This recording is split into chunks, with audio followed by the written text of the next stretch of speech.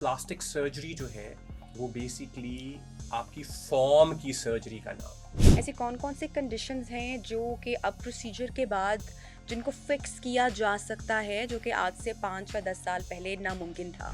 जहाँ तक एडवांसमेंट की बात है तो दोनों रिकंस्ट्रक्टिव सर्जरी और कॉस्मेटिक सर्जरी में बहुत एडवांसमेंट हुई हुँ, है। 2006 में इनफैक्ट 2005 में एक अर्थक्वेक आया पाकिस्तान में। यस। आपका कोई पार्ट स्किन का ट्यूमर की वजह से या चोट की वजह से पार्ट उतर गया, आपका कोई फ्रैक्चर हो गया, बोन एक्सपोज हो गई।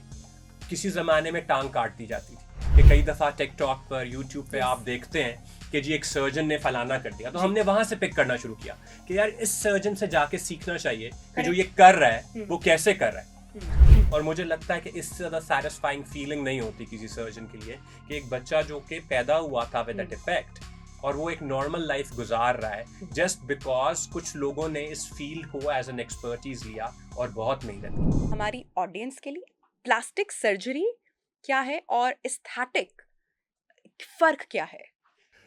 लेकिन नबिया मुझसे अगर आप पूछें तो कोई फ़र्क नहीं, हुँ, इसलिए क्योंकि प्लास्टिक सर्जरी जो है वो बेसिकली आपकी फॉर्म की सर्जरी का नाम है।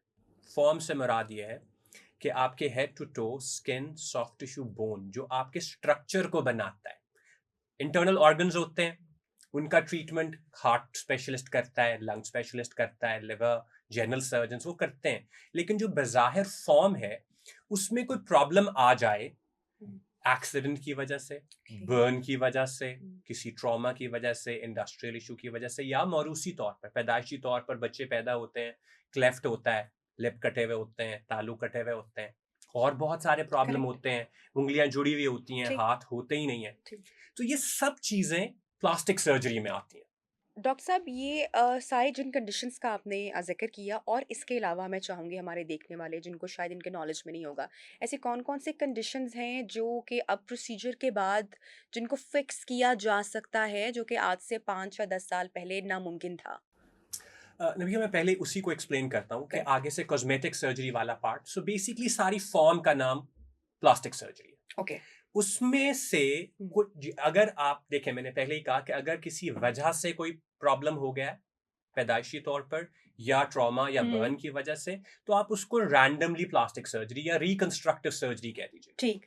लेकिन अगर कोई प्रॉब्लम नहीं है हुँ, बट आप किसी चीज से हैप्पी नहीं, हुँ, आपको अपनी आईब्राउज की शेप पसंद नहीं है, आपको अपनी नोज की शेप पसंद नहीं है, फेस की कुछ अपीयरेंस नहीं है, या एज के साथ चेंजेस डेवलप होना शुरू हो गई हैं, हुँ, या मदरहुड के साथ मदर्स जो हैं उनकी बॉडी चेंज हो जाती है, हुँ, they give their children so much कि हुँ, बॉडी चेंज हो जाती है, हुँ, सेल्फ कॉन्फिडेंस अफेक्ट होने लग हुँ, जाता है।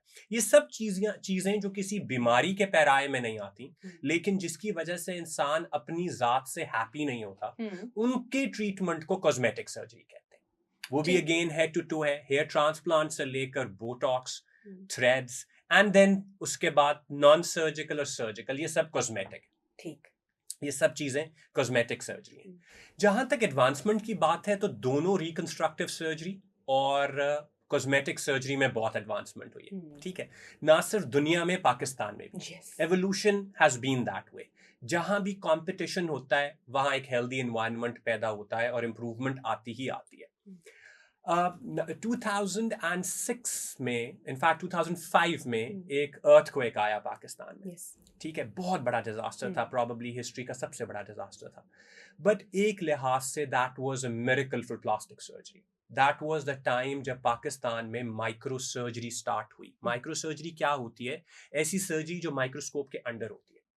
सो माइक उसका उसका जो होराइजन है वो इतना ब्रॉड है, यानी कि आपकी पूरी टांग कट गई, आपका पूरा हाथ कट गया, आप माइक्रोस्कोप के नीचे ब्लड वेसल्स और नर्व्स और हर चीज को जोड़ सकते हैं। हुँ, आपका कोई पार्ट स्किन का ट्यूमर की वजह से या चोट की वजह से पार्ट उतर गया, आप उसको माइक्रो वेसल यानी स्मॉल ब्लड वेसल्स को रिपेयर करके उसको वापस लगा सकते हैं। ठीक। आपका कोई फ्रैक्चर हो गया, बोन एक्सपोज हो गई, किसी जमाने में टांग काट दी जाती थी, हुँ, कोई ज़रूरत नहीं टांग काटने की, बोन फिक्स करें और आप कहीं से भी एक जगह से दूसरी जगह वो किया जा सकता है। ठीक। ये एडवांसमेंट बहुत बड़ा ब्रेक थ्रू था और हुँ, इस वक्त Pakistan I think one of the leading countries है इन माइक्रो सर्जरी। हुँ, बहुत सारे हमारे टीचर्स और बहुत सारे सीनियर्स और इंटरनेशनल कंसल्टेंट्स को इसका क्रेडिट जाता है। हुँ, इसी तरह कॉस्मेटिक सर्जरी जो है हुँ, उसमें भी बहुत एडवांसमेंट्स आई, दुनिया में बहुत एडवांसमेंट्स थी। हमने रियलाइज किया कि हमारी पॉपुलेशन को वो मिलना चाहिए, जबकि उसके लिए चाहिए क्या था, सिर्फ एक्सपर्टीज चाहिए थी। सो हमने एक प्लान बनाया, एक एसोसिएशन बनाई, इंक्लूडिंग माई सेल्फ। खुद हमने शुरू किया कि हमने दुनिया ट्रैवल करना शुरू किया, हमने पिन पॉइंट करना शुरू किया। आपसे पहले भी बात हो रही थी कि कई दफ़ा टिकटॉक पर, यूट्यूब पे आप देखते हैं कि जी एक सर्जन ने फलाना कर दिया, तो हमने वहां से पिक करना शुरू किया कि यार इस सर्जन से जाके सीखना चाहिए कि जो ये कर रहा है वो कैसे कर रहा है। और फिर वन बाय वन हमने वो ट्रैवल करना शुरू किया, वहां से जाकर सीखना शुरू किया, उन लॉजिस्टिक्स को वापस लाए। और अगर आप पिछले 5 साल में डिफरेंस देखें लेवल ऑफ कॉस्मेटिक सर्जरी, तो बहुत ज्यादा है, बहुत ज्यादा। ठीक है, इसी तरह हम आगे चलते हैं। हमने कॉस्मेटिक की भी बात कर ली, हमने माइक्रो की भी बात कर ली। एक जो मैंने बात की जो कि पेरेंट्स के लिए बहुत इंपॉर्टेंट होती है, वो होता है ये जो क्लेफ्ट पैलेट और लिप होते हैं। ठीक है, ये बच्चे स्कार हो जाते थे फॉर लाइफ, हमेशा के लिए। ठीक है, लेकिन जूं जूं इसको लोगों ने इसको डेडिकेटेडली लेना शुरू किया और बच्चों को 3 months ऑफ एज से लेकर 16 years ऑफ एज तक ट्रीट करना शुरू किया और प्लान किया कि इनके इस साल पे ये सर्जरी होगी, वो होगी। अब ये इतने नॉर्मल लुकिंग लोग होते हैं कि you can they live a normal life. और मुझे लगता है कि इससे ज़्यादा सैटिस्फाइंग फीलिंग नहीं होती किसी सर्जन के लिए कि एक बच्चा जो कि पैदा हुआ था विद अ डिफेक्ट और वो एक नॉर्मल लाइफ गुजार रहा है जस्ट बिकॉज कुछ लोगों ने इस फील्ड को एज एन एक्सपर्टीज लिया और बहुत मेहनत की।